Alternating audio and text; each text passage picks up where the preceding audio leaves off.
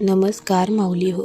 आपली संस्कृती या सिरीजमधील 12व्या भागातील आध्यात्मिक प्रवासात तुमचं मनापासून स्वागत आहे. माऊली हो, आजच्या काळात धावपळीच्या जीवनात माणूस सगळं कमावत आहे. पैसा, घर, मोठेपणा, पण एक गोष्ट हरवत चालली आहे, ती म्हणजे मनाची शांतता. रात्री झोप लागत नाही, मन सतत अस्वस्थ असतं.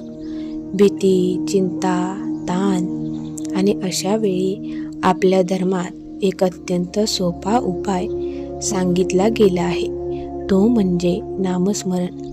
फक्त देवाचं नाव, श्रीराम, श्रीकृष्ण, श्री विष्णू, दत्त, विठ्ठल हे नाव घेतल्याने खरंच काही बदलतं का? अधिक मासात नामस्मरण करणं प्रभावी का मानलं जातं? आजची ही कथा एका अशा माणसाची आहे जो पूर्णपणे तुटलेला आहे, पण फक्त देवाचं नाव घेत घेत त्याचं आयुष्य बदललं. ही कथा तुमच्या मनाला स्पर्श करेल, तर व्हिडिओ शेवटपर्यंत नक्की पहा आणि ओम तत्सत मराठी या चॅनलला सबस्क्राईब करायला विसरू नका. माऊली हो, नामस्मरण म्हणजे फक्त शब्द बोलणं नाही, ते देवाशी जोडलेलं नातं आहे. जेव्हा भक्त मनापासून देवाचं नाव घेतो, तेव्हा त्याच्या मनातील नकारात्मक विचार हळूहळू कमी होतात. पुराणांमध्ये सांगितलं आहे, कलियुगात फक्त नामस्मरणानेही मोक्ष मिळू शकतो. कारण या युगात माणसाकडे वेळ कमी आहे, मन अस्थिर आहे. म्हणून देवाने सर्वात सोपा मार्ग दिला, माझं नाव घ्या. खूप वर्षापूर्वी एका गावात हरिभाऊ नावाचा माणूस राहत होता. तो अत्यंत मेहनती होता, पण त्याच्या आयुष्यात सतत संकट येत होती. व्यवसाय बंद पडला, कर्ज वाढलं, घरात आजारपण. हळूहळू तो पूर्णपणे खचला. तो देवावरही रागवला. तो म्हणायचा, देव असता तर माझ्यासोबत असं का झालं असतं? एक दिवस हरिभाऊ नदीकिनारी बसून रडत होता. त्याच्या मनात आत्महत्येचा विचार येत होता. तेवढ्यात तिथे एक वृद्ध संत आले. त्यांनी विचारलं, बाळा, इतका दुःखी का आहेस? हरिभाऊ रागाने म्हणाला, देवाने आयुष्य संपवलं आहे. संत शांतपणे हसले आणि म्हणाले, देवाने नाही, तुझ्या मनाने तुला हरवलं आहे. संतांनी हरिभाऊला सांगितलं, अधिक मास सुरू होत आहे. या महिन्यात रोज फक्त एक काम कर, सकाळी आणि रात्री 108 वेळा ओम नमो भगवते वासुदेवाय हा मंत्र म्हण. हरिभाऊ हसला.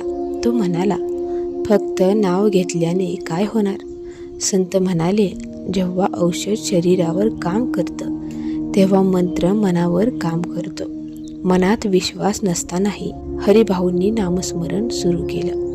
पहिल्या काही दिवसात काहीच फरक पडला नाही, पण हळूहळू त्याचं मन शांत होऊ लागलं. राग कमी झाला, भीती कमी झाली, रात्री झोप लागू लागली.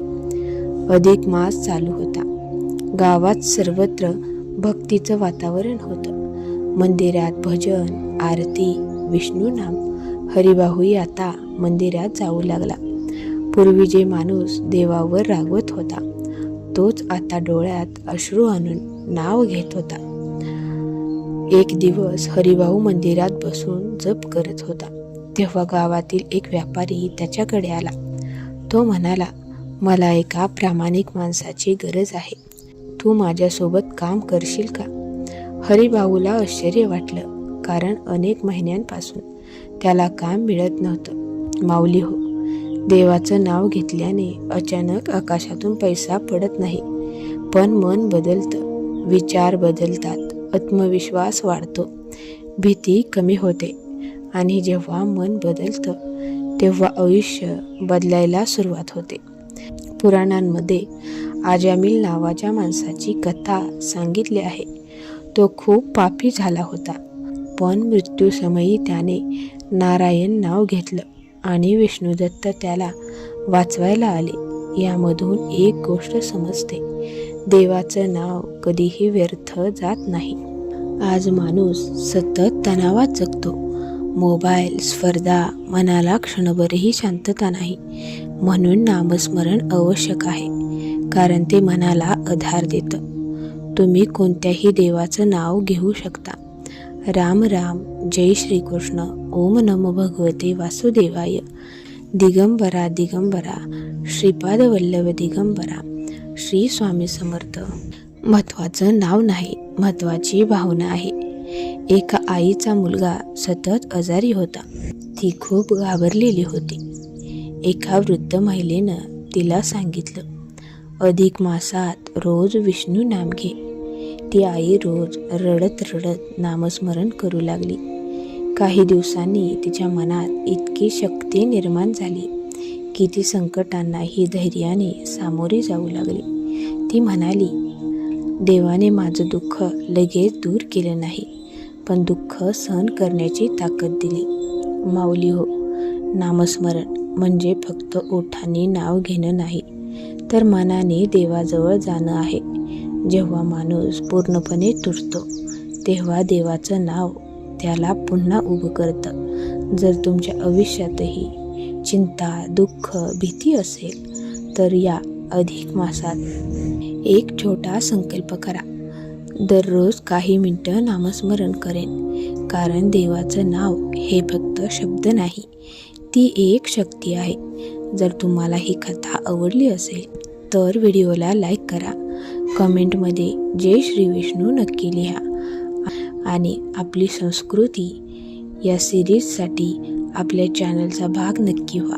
पुन्हा भेटू एका नवीन आध्यात्मिक कथेसोबत. तोपर्यंत जय श्री विष्णू.